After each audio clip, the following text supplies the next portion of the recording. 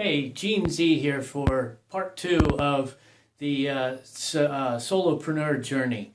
Today I want to talk to you and jump right into talking about some travel tips. I have two really key smartphone apps or web apps that I use that I rely upon when I'm planning out travel.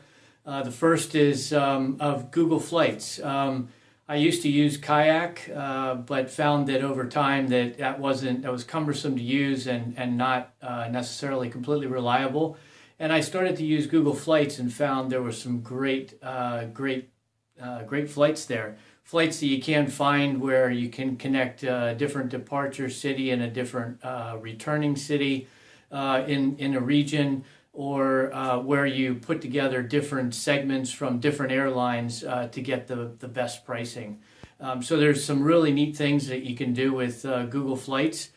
Just go to your web browser and type in Google Flights. It'll get you the link, and you can hop on that and take a look at that.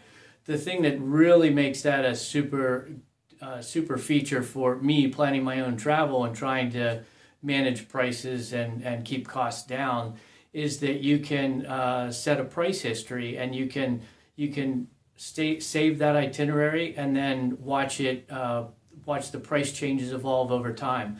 Google will send you email alerts when prices change either up or down, but more importantly, you can just look at the history, and so you can kind of figure out when during the course of a week, what day of the week the airline is likely to make a price move and try to take advantage of that.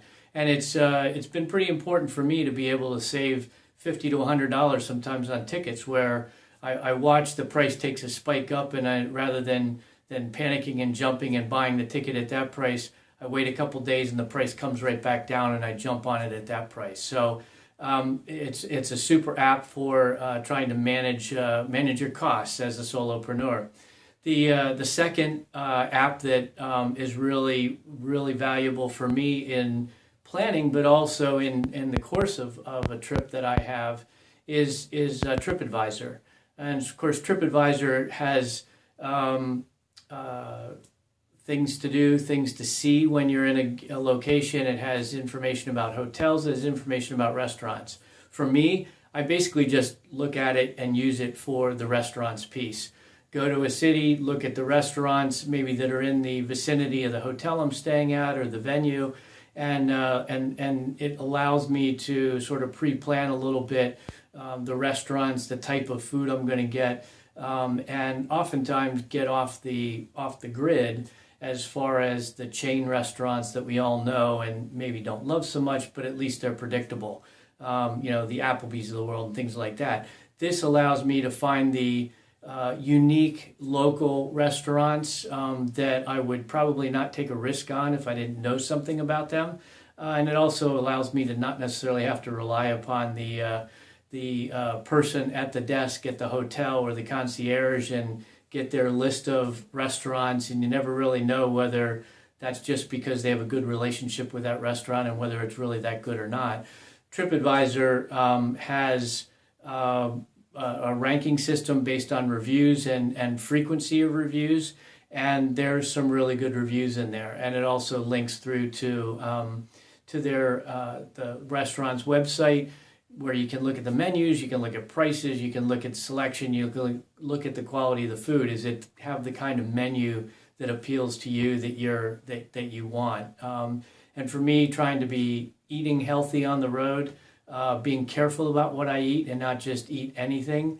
A little bit of pre-planning goes a long way towards helping to make the whole trip experience a bit less stressful, a bit more, I won't say predictable, but a bit easier to navigate, and it helps me keep have better energy level while I'm traveling, and just staying healthier. So those are two apps, both you can use on your smartphone or on your desktop computer, laptop. But the TripAdvisor is on my smartphone for handy, so it's handy whenever I'm traveling. But I use Google Flights when I'm looking at researching and buying tickets. So hope those two serve you and help you. Have a great day.